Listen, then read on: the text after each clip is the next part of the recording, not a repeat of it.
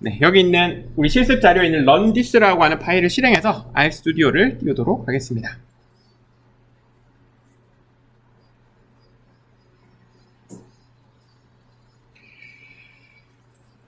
네, 우리 튜토리얼에서 이미 살펴보긴 했지만 이게 RStudio라고 하는 게 뜨면 기본적으로 왼쪽에 콘솔 창이 이렇게 띄어 있고 오른쪽 위에 보면 환경창, 오른쪽 아래에는 이렇게 작은 탐색기 같은 게 달려 있는데요. 우리 오른쪽 아래 화면 오른쪽 아래에서 이 탐색기 같은 거 해서 그 R 스크립트라는 폴더로 가서 첫 번째 R 스크립트인 1 언더바 리드 언더바 데이터.r이라고 하는 애를 클릭을 하면 이렇게 왼쪽 위에 스크립트가 뜰 거예요. 그렇죠? 이건 튜토리얼에서 했던 거랑 똑같죠? 뭔가 안 된다, 문제가 있다 하면 일단 뒤나 앞을 이렇게 툭툭 쳐가지고 옆에 있는 사람들한테 물어보시고 그래도 안 되면 저한테 말씀해 주세요. 우리가 하나만 좀 설정을 하고 갈 텐데 우리 RStudio의 메뉴에 보면 제일 위에 보면 이렇게 툴즈라고 하는 게가 있을 거예요. RStudio의 메뉴 중에 제일 위에 보면 툴즈라고 하는 애가 있을 거고요. 요 클릭한 다음에 아래로 내려와 보면 글로벌 옵션즈라고 하는 애가 또 있습니다.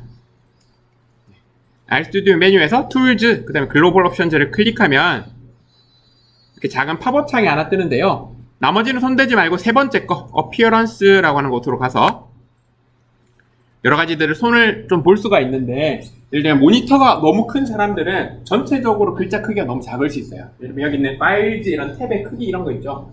글자 크기 이런 게 너무 작으면 줌이라고 하는 걸 좀 크게 당기면 되고요. 글자 폰트 바꾸고 싶으면 에디터 폰트라고 하는 거 바꾸시면 되고 글자 크기를 좀 바꿔야 되는데 저 같은 경우에 뒤에서 안 보일 것 같아서 24 정도로 하면은 될 것 같아요. 이 정도로 진행을 할 거예요. 그럼 또 제일 중요한 게 여기 있는 에디터 빔 테마가 있는데 요거 보면은 그 컴공 이렇게 저 이과의 노열 같은 데 가보면 다 보면 컴퓨터가 우리는 엑셀 이런 걸 쓰면은 문과 쪽은 다 하얀색 바탕인데 그쪽은 다 어두운 게 많아요. 카오스 이런 거 해가지고 해보면 이렇게 시커먼 바탕에 뭐 형광색 아니면 여러 가지 이 테마들이 있으니까 요거 잠깐 자기가 원하는 대로 글자 크기라든가 테마 같은 거 좀 설정을 하고 넘어가도록 하겠습니다. 저는 기본인 텍스트 메이트로 좀 지정을 해 놓을게요.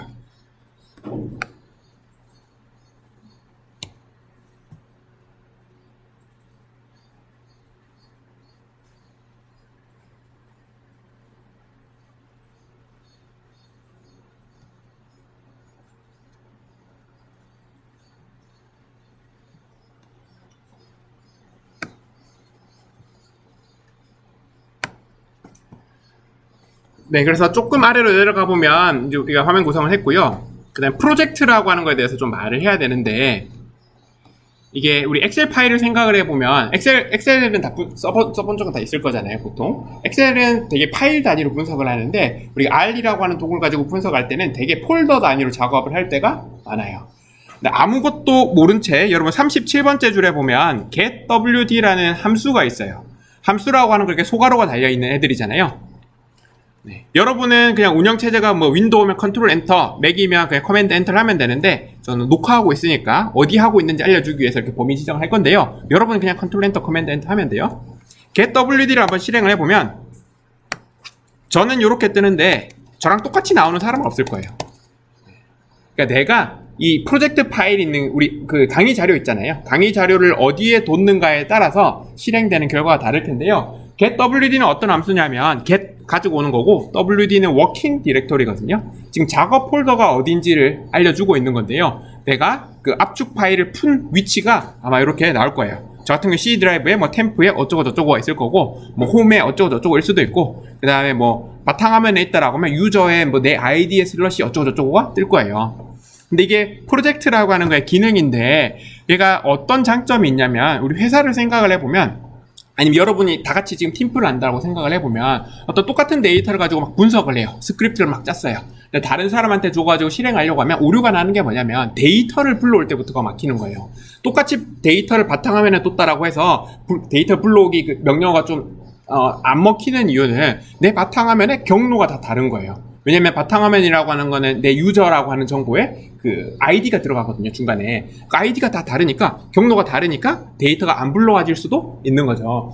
근데 이 프로젝트라고 하는 거의 기능은 뭐냐면 여기 출력된 것처럼 우리의 경로를, 기본 경로를 설정해주는 역할을 하는데요. 우리가 실행할 때 RStudio를 띄울 때 RStudio를 직접 실행한 게 아니라 여기 있는 프로젝트 파일을 실행을 했잖아요.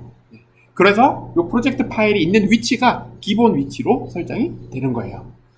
이게 감이 안 올 수도 있고 몰라도 되는 내용이긴 한데요.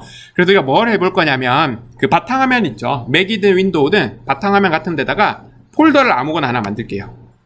새 폴더 해서 폴더를 저는 뭐 TTTTT 이렇게 아무거나 만들도록 하겠습니다. 그런 다음에 RStudio로 다시 돌아와서 여기 RStudio의 그 오른쪽 제일 위 있죠. 거기 바로 아래에 보면 이렇게 하늘색 큐브에 파란색 알이 들어가 있는 아이콘이 하나 있을 텐데 이거 클릭하고요. 클릭하고 제일 첫 번째 있는 New Project라고 하는 걸 또 클릭을 해보도록 하겠습니다. 그럼 이렇게 또 팝업이 하나 뜨는데요. 우리는 지금 바탕화면에다가 폴더를 하나 만들어 놨잖아요. 그래서 이미 만들어진 폴더를 지정을 할 거기 때문에 두 번째 거 Existing Directory라고 하는 걸 클릭을 하고 다음으로 넘어간 화면에서 Browse라는 버튼을 눌러서 지금 내가 바탕화면에 만들었으면 바탕화면에 뭐 다른 데 만들었으면 다른 데 있는 우리 방금 만든 폴더를 이렇게 찾아간 다음에 오픈을 눌러주는 거예요. 그런 다음에 Create Project라고 하는 걸 누르면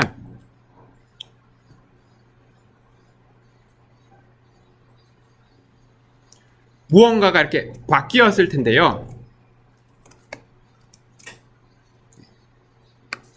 보면 원래 우리가 지금 실습하려고 놨던 거에 보면 뭐 데이터도 있고 R 스크립트도 있고 여러 개 있었는데 지금은 이게 전환이 된 거예요. 그 폴더로 지금 작업 폴더가 전환이 된 거고 그 말은 우리가 나중에 직접 어떤 분석을 하고 싶다. 뭐 R로 뭐 핀풀하고 뭘 분석을 하고 싶다라고 하면 이렇게 폴더를 하나 만든 다음에 방금처럼 프로젝트를 지정을 해주면 이 폴더에 이제 프로젝트 파일이 이렇게 생겨 있을 거거든요. 여기다가 데이터 폴더도 만들고 제가 한 것처럼 R스크립트 폴더도 만든 다음에 데이터는 데이터 폴더에다가 R스크립트는 R스크립트 폴더에다가 이런 식으로 몰아 넣은 다음에 뭐 나중에 친구한테 공유를 해야 되면 제가 했던 것처럼 요 폴더를 전체를 압축을 해서 친구한테 주면 친구가 나중에 이 파일을 받아서 똑같이 프로젝트 파일을 실행하면 전혀 뭐 경로라든가 이런 거 문제 없이 실행할 수가 있을 겁니다. 이게 뭐 절대 경로, 상대 경로의 개념인데 이런 게 있다라는 거 좀 기억해 주면 돼요. 그래서 엑셀과 다르게 R은 폴더 단위로 어떤 작업이 많다라고 하는 걸 기억해 주면 되고요. 근데 우리가 이제 실습으로 돌아가야 되는데 여기 다시 그 프로젝트 메뉴 있죠. 오른쪽 위에 있는 거. 프로젝트 메뉴를 클릭해 보면 저는 여러 개가 있지만 여러분 딱 2개밖에 없을 거예요. 혹은 튜토리얼을 포함해서 3개밖에 없을 거거든요. 아마 두 번째 보면 1 언더바 AGG 언더바 워시기가 있을 거거든요. 첫 번째 거는 지금 하고 있는 거고 두 번째 거를 클릭해 보면 이렇게 다시 원래 우리가 작업하던 걸로 돌아갈 수가 있을 거예요. 그래서 폴더 단위로 이걸 작업하다가 다시 다른 걸 해야 되면 폴더 단위로 이렇게 이동하는 거예요. 작업 폴더 계속 이동하면서 작업을 할 수가 있을 겁니다. 이게 별거 아닌 것처럼 보이지만 생각보다 엄청 유용한 것 중에 하나예요. 그럼 이제 실제 명령어들을 한번 살펴볼 텐데요. 우리 47번 줄로 가도록 하겠습니다. 47번 줄에 보면 우리 튜토리얼에도 있었던 데이터 불러오기가 있고요.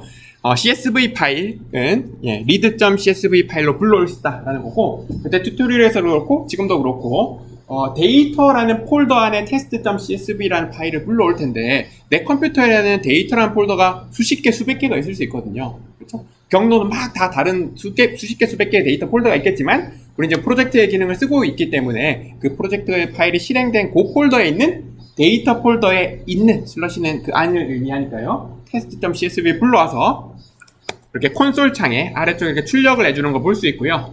그래도 우리는 이런 데이터를 가지고 추가적으로 막 작업들을 많이 해야 되죠. 요약도 하고 그림도 그려야 되니까 이건 적당한 이름으로 저장을 해야 됩니다. 그래서 지금은 제가 그냥 테스트 언더바 데이터라는 이름으로 저장을 했습니다. 그럼 데이터가 저장이 되면 오른쪽 위에 환경창을 한번 보면 이렇게 저장된 내가 저장한 이름 테스트 언더바 데이터라는 이름으로 이렇게 그러니까 목록이 내가 만든 데이터 같은 것들이 리스트업이 될 거예요. 그래서 이렇게 뭐 관측치가 몇 개니 변수가 몇 개니 이런 것들이 떠 있을 거예요. 그래서 환경창에서 내가 뭘 만들었는지 내가 어떤 애들을 가지고 있는지도 확인할 수가 있을 겁니다. 밑으로 내려가 볼게요. 근데 이 실습 자료를 가지고 이제 할 때 좀 옵션들이 막 들어가게 될 텐데 우리는 그냥 read.csv를 했지만 이게 한글이 들어간 CSV 파일 같은 경우 불러올 때 좀 문제가 생기거든요. 여러분은 여기 두 줄을 순서대로 한번 실행을 해볼 텐데 그냥 read.csv만 하고 앞에 는이 안 달려있죠. 그러면은 출력을 그냥 하는 거예요. 콘솔 창에 데이터 불러온 다음에 프린트 뿌려주는 역할을 할 건데 순서대로 하나씩 실행을 해보시면 저처럼 윈도우를 쓰고 있는 사람은 첫 번째 거는 데이터가 이렇게 출력이 될 거예요. 근데 두 번째 거 실행을 해보면 열의 개수가 열의 1인보다 많습니다 하면서 이렇게 에러가 뜨는 걸 볼 수 있고요. 맥을 쓰시는 분은 반대로 첫 번째 건 안 되는데 두 번째 거는 될 거예요. 이게 뭐냐면 인코딩이라고 하는 게 문제인데 우리도 이제 엑셀 같은 거 열어보면 한글이 깨졌어요 이런 이야기 많이 하잖아요. 그 문제인 거예요. 그러니까 영어라든가 숫자는 전혀 상관이 없는데 한글 같은 경우에는 운영 체제에 따라서 저장하는 방법이 조금 달라요. 그래서 맥이라든가 서버, 리눅스 이런 데서 쓰는 방법이 UTF 파일이라고 하는 인코딩, 한글을 저장하는 방법이 있고 윈도우 같은 경우에 뭐 CP949, 뭐 EUC, KR 이런 인코딩들이 있는데 그래서 이게 파일마다 데이터는 똑같거든요. 들어가 있는 정보는 똑같지만 제가 이 데이터를 저장할 때 인코딩을 다르게 해놨기 때문에 하나는 되고 하나는 안 되는 거예요.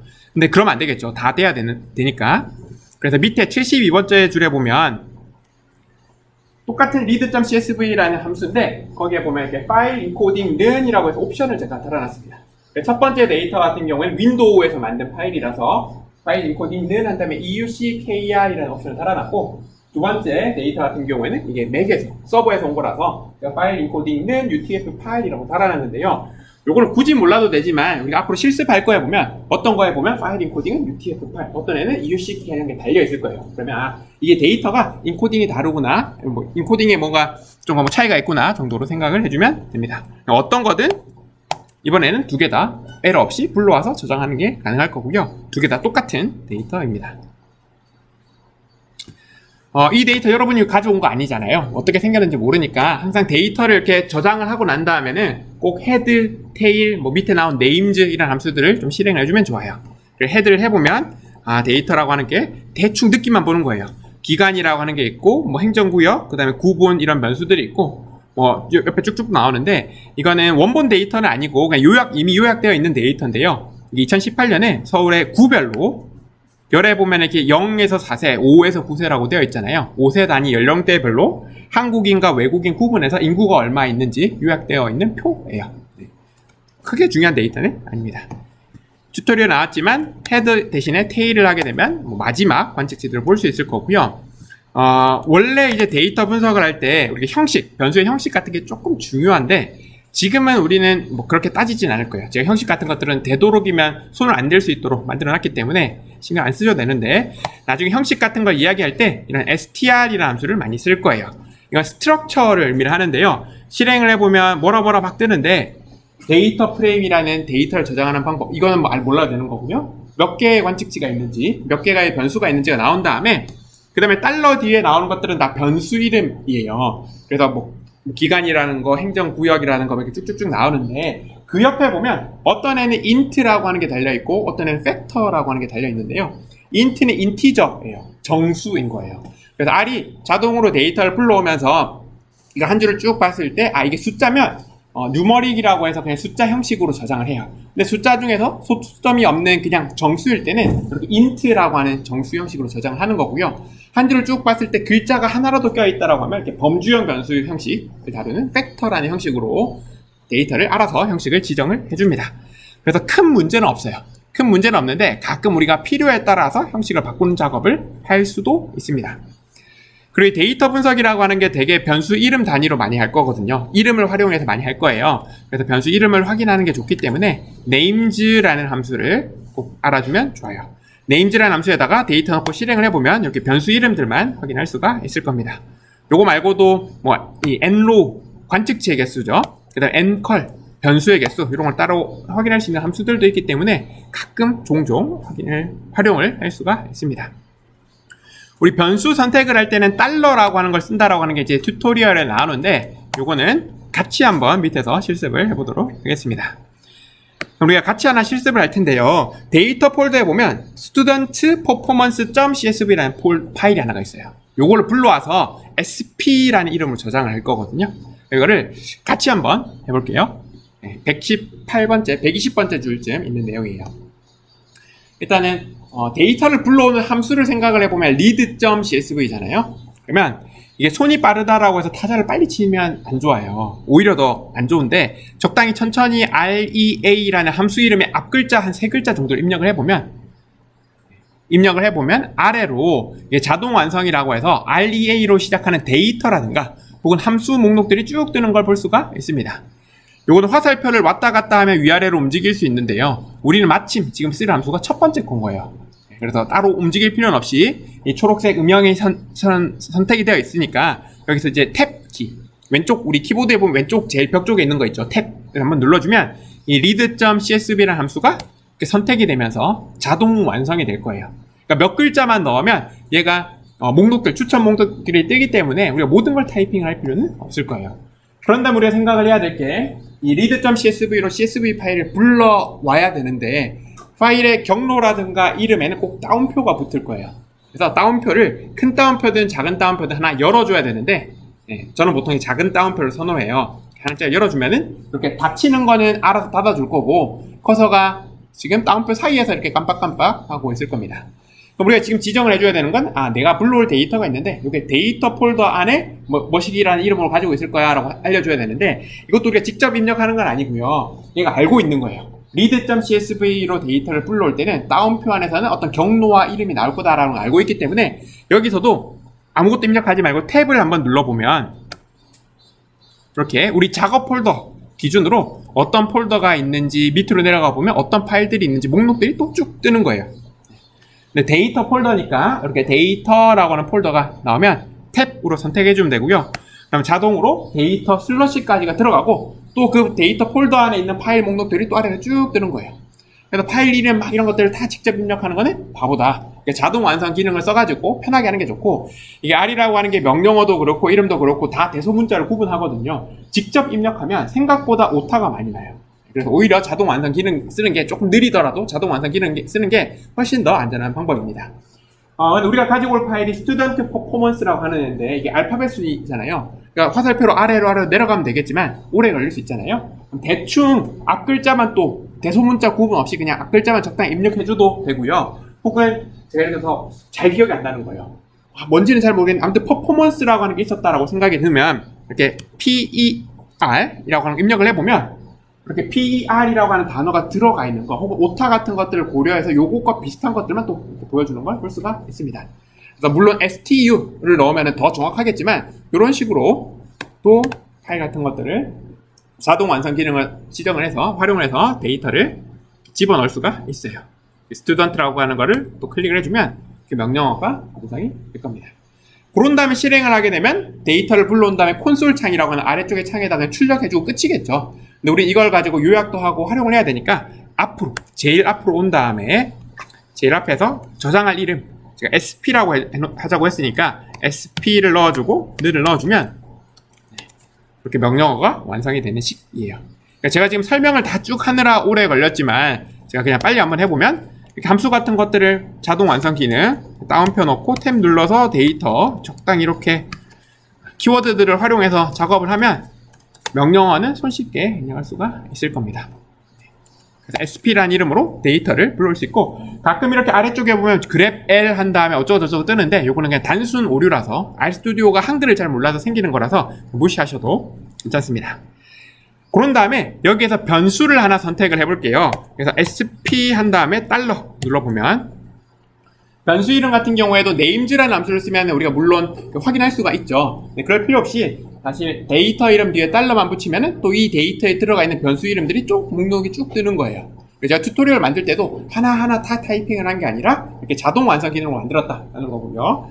요거를 밑으로 쭉 가거나 위로 올라가서 예를 들어서 매스 스코어 수학 성적이라고 하는 걸 선택을 해본 다음에 요거를 복사를 한 다음에 그러니까 우리 튜토리얼에 나왔던 것처럼 min이라는 평균이라는 함수에다가 집어넣고 붙여넣기를 한 다음에 실행하면 평균이 나오고 히스트라고 하는 그림을 그려주는 함수에다가 붙여넣고 실행을 하면 이렇게 히스토그램이 나오는 식이에요. 그래서 데이터 분석이라고 하는 걸 봤을 때 우리가 관측치와 변수로 데이터가 구성이 되어 있는데 데이터 분석이라고 하는 건 대부분은 다 변수 단위를 작업을 할 거예요. 어떤 변수랑 어떤 변수가 어떻게 생겼냐, 어떤 변수랑 저 변수가 어떤 관계가 있냐 이런 것들을 보는 거거든요. 그래서 변수 이름이 중요하고 자동 완성 기능으로 선택할 수 있다 정도만 기억을 해주면 되고요. 그 다음에 데이터를 불러오고 난 다음에 또 무난하게 실행해 볼 수 있는 함수가 summary라고 하는 함수가 있었거든요. 그래서 summary라는 함수에다가 방금 우리가 복사해 놓은 그 수학 성적 있죠. 수학 성적만 붙여넣고 실행을 하면 이렇게 수학 성적에 대해서 숫자 같은 경우에는 최소값이 얼마인지 최대값이 얼마인지 뭐 25%는 몇 점 정도 되는지 상위 25%인 75% Q3는 얼만큼 되는지 중앙값은 얼마인지 평균값은 얼마인지 요약을 해주는데 이렇게 하지 말고 우리 데이터를 그냥 통째로 집어넣는 거예요. summary라는 함수에다가 sp라고 하는 데이터를 통째로 집어넣으면 아래 보이는 것처럼 그냥 전체 변수들에 대해서 각각에 대해서 요약을 한꺼번에 해줄 거예요. 그래서 범주형 변수, 젠더 같은 경우는 범주형 변수죠. 사람이 100명, 1000명 있다고 해서 다 다른 게 아니라 남자 아니면 여자니까 이렇게 여자는 몇 명이고 남자는 몇 명이고가 나오는 거고요. 그 다음에 이렇게 수치형 변수들 같은 경우에는 아까 살펴본 것처럼 그 최소값부터 이렇게 최대값까지 분위수, 4분위수 5개와 평균까지 해서 6개의 숫자가 나오는 걸 볼 수가 있습니다. 혹시 여기까지 뭐 잘 안 되거나 질문 있으신가요?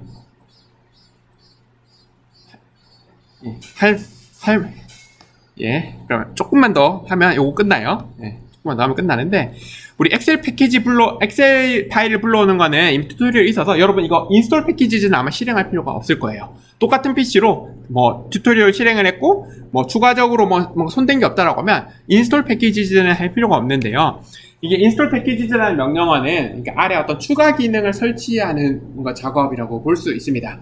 아래를 기본적으로 설치하게 되면 아주 기본적인 핵심적인 기능들만 들어가 있는데 구글링을 해서 찾는 거예요. 나 엑셀 파일을 불러오고 싶은데 아래 보면은 read.excel이라는 기본 함수는 없는 거예요. 그래서 open excel이라고 하는 걸 쓰면은 거기에 엑셀을 불러오는 함수가 있구나라고 하는 걸 확인을 한 다음에 인스톨 패키지즈 한 다음에 open excel을 넣어주면 그거를 서버에 접속해서 그 압축 파일을 하나 다운을 받은 다음에 내 컴퓨터에 압축을 푸는 거예요. 그러면 그 이후로부터는 쓸 수가 있게 되는데 설치하는 과정이기 때문에 요건 매번 할 필요는 없습니다. 그냥 한 번만 하면 되는 거예요. 저도 설치되어 있으니까 요건 넘어갈게요. 대신 이걸 쓸 때는 이렇게 library라는 명령어 안에다가 내가 쓰고 싶은 패키지를 꼭 넣어줘야 이 패키지에 있는 기능을 쓸 수 있도록 이렇게 불러와 줄 거예요. 그럼 그 이후부터는 좀 쓸 수가 있을 겁니다. 오픈 엑셀 튜토리얼에서는 그냥 엑셀 파일 불러오고 말았는데 지금은 보면은 좀 시트별로 데이터를 불러오는 거 한번 같이 살펴볼 텐데요.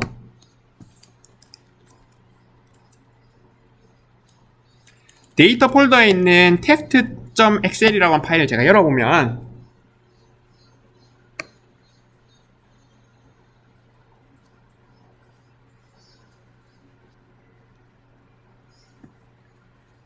데이터 폴더에 있는 test.excel이라는 파일을 열어보면 이렇게 생겼는데 엑셀 파일의 특징이 어떤 거냐면 시트가 여러 개 있어서 시트별로 막 데이터를 막 넣어놓습니다.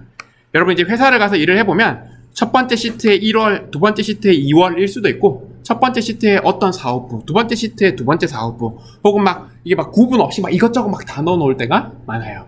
우리가 기본 함수만 써서 이 데이터를 불러올 때는 문제가 되는 게 뭐냐면 엑셀 파일이잖아요. R이 못 불러올 파일이거든요. 그럼 이걸 어떻게 해야 되냐면 파일에 가가지고 다른 이름으로 저장 이런 걸 한 다음에 여기서 한 시트를 다 각각의 CSV 파일로 내보내야 되는 거예요. 엄청 귀찮겠죠. 내가 12달치 작업을 다 따로 해놨는데 12개를 다 따로 저장을 해가지고 따로 불러오면 엄청 귀찮을 수 있겠죠. 그래서 이제 엑셀 패키지 같은 걸 쓰는데 첫 번째 시트에는 아주 무난하게 생긴 데이터가 있고 두 번째 시트 같은 경우에는 이렇게 한글이 들어가 있고요. 그 다음에 극혐 형식인데 이렇게 데이터가 시작하기 전에 위에다가 데이터에 대한 설명 같은 게 달려있는 경우가 많습니다. 특히 공공 데이터 포탈, 공공 데이터 보면 공공기관이 제공하는 데이터에는 이게 관리 주체가 누구고 기간이 얼마고 이런 정보들이 막 달려있을 때가 많아요. 실제 데이터는 이렇게 세 번째 줄부터 시작하는 걸 볼 수가 있고요. 세 번째 시트 같은 경우에는 변수 이름이 없는 경우, 요것도 가끔 있어요. 이런 각각의 상황들이 있는데 이 각각의 상황마다 우리가 함수의 옵션들을 활용해서 데이터를 불러올 수가 있습니다. 그래서 똑같은 read 엑셀 함수를 써가지고 똑같은 데이터를 불러올 거예요. 근데 첫 번째 거는 아주 무난한 거죠. 그냥 시트는 1이라고만 지정을 해주면 이 시트가 시트 번호를 의미를 해서 첫 번째 시트를 불러올 거고요. 혹은 여기다가 시트의 이름을 따옴표 달아가지고 넣어줘도 문제는 없을 겁니다. 이건 아주 무난한 거라서 큰 문제 없이 데이터가 불러와지는 거 볼 수 있고요. 네. 하나는 CSV고 하나는 엑셀 파일이에요. 네, 네. 그래서 아마 두 개 중에 하나가 엑셀일 거예요. 그 다음에 두 번째 시트 같은 경우에는 한글인데 한글은 전혀 문제가 안 되고요. 그래서 옵션 중에 하나 더 들어간 게 뭐냐면 스타트 로우는 3이라는 옵션이 들어가 있는데 이게 첫 번째, 두 번째 줄은 의미 없는 정보야. 세 번째 줄부터 실제 데이터가 시작하니까 세 번째 줄부터 불러와 라는 의미가 되고 이렇게 불러와 보면 데이터 문제없이 불러와서 한글임에도 불구하고 문제없이 불러오고 첫 번째, 두 번째 줄은 알아서 날아가 있는 걸 볼 수가 있습니다. 세 번째 시트 같은 경우에는 이렇게 변수 이름이 없었거든요. 그래서 call name은 false라는 옵션을 줘가지고 call 변수 name 이름은 false니까 없어라고 지정을 해주면 첫 번째 줄에 있는 게 변수 이름이 아니었구나 라고 생각을 해서 세 개의 관측치를 가져와주고 변수 이름은 적당히 x1, x2로 달아주는 걸 볼 수가 있습니다. 그래서 여기까지 해서 우리가 데이터를 불러오는 거에 대해서 좀 살펴봤는데요. 조금 있으면 이제 여러 가지 데이터를 불러와서 실습을 하겠지만 아무튼 여러분이 가지고 있는 어떤 데이터건 알로는 다 불러올 수가 있어요. 회사 같은 경우에는 이게 회사는 제가 간단하게 좀 설명을 드리면 회사는 엑셀 파일 이런 데다 데이터를 저장할 만큼 데이터가 작지 않아요. 엄청 큰 데이터를 가지고 있거든요. 그래서 회사는 보통 이제 데이터 베이스라고 하는 걸 가지고 있어요. 그래서 보면 회사의 데이터는 이렇게 DB라고 부르는데 데이터베이스라고 하는 곳에 이렇게 데이터들이 이렇게 막 이렇게 들어가 있고요. 주제별로 이렇게 막 들어가 있고 우리의 업무 PC는 아주 작은 애거든요. 그냥 노트북 이렇게 있다라고 하면 이건 아주 작은 애예요. 왜냐면 우리 메모리 이런 걸 생각을 해보면 많아봐야 뭐 16GB 이거밖에 안 되잖아요. 그렇죠? R은 데이터를 메모리에서 올려서 작업을 하거든요. 그럼 데이터에서 카드사 같은 경우에는 하루 회원수가 뭐 600만 명 정도가 되고 그러면 하루에 한 명이 한 번씩만 결제만 해도 600만 건짜리가 쌓이는 거예요. 엄청 크겠죠. 그래서 데이터베이스라고 하는 곳에는 너무나 큰 데이터가 있기 때문에 그리고 그게 다 필요한 게 아니기 때문에 우리가 보통 이때 SQL이라는 언어를 써가지고 내 컴퓨터로 데이터베이스에 접속을 해서 내 컴퓨터로 내가 필요한 데이터만 가지고 오는 작업을 좀 합니다. 그래서 이게 보면은 되게 기간 같은 걸 많이 잡죠. 모든 결제 기간. 이걸 회사가 생긴 이후로 지금까지 모든 결제 이력을 가지고 분석하는 게 아니거든요. 뭐 지난 한 달, 지난 한 주, 혹은 내가 뭐 마케팅을 했던 기간 이런 것들을 잡고 그다음에 모든 사람에 대해서 관심이 있는 것도 아니고 예를 들면 저 같은 경우에는 삼성 임직원 대상으로 마케팅을 했던 거라서 삼성 임직원만 혹은 지난주에 내가 뭐 문자 보낸 사람들만 이런 식으로 사람도 잡을 수 있겠죠. 변수 같은 경우에 똑같거든요. 모든 변수를 가지고 올 필요가 없어요. 그냥 결제 일시랑 결제 업종과 예를 들어서 뭐 결제 금액만 있으면 돼요. 어떤 사람은 뭐 여기에 뭐 결제한 가맹점 주소도 필요해요. 이렇게 다를 수 있죠. 변수 같은 것들. 그러니까 내가 필요한 부분을 딱 이렇게 선택을 해서 가지고 오는 도구가 SQL이라고 하는 도구가 있습니다. 회사를 가보면 주로 SQL을 써가지고 데이터베이스에 접속을 한 다음에 내가 필요한 그 데이터를 CSV 파일 형태로 다운을 받아요.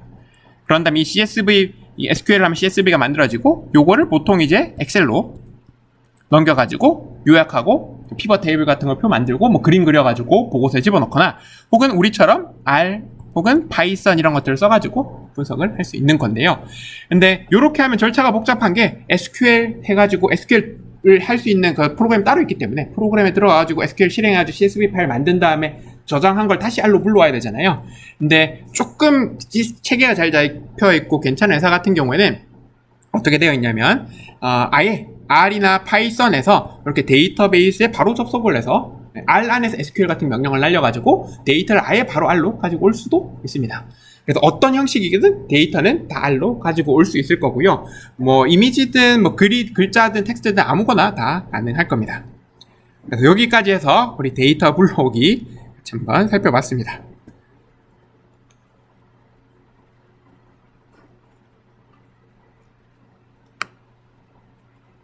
제가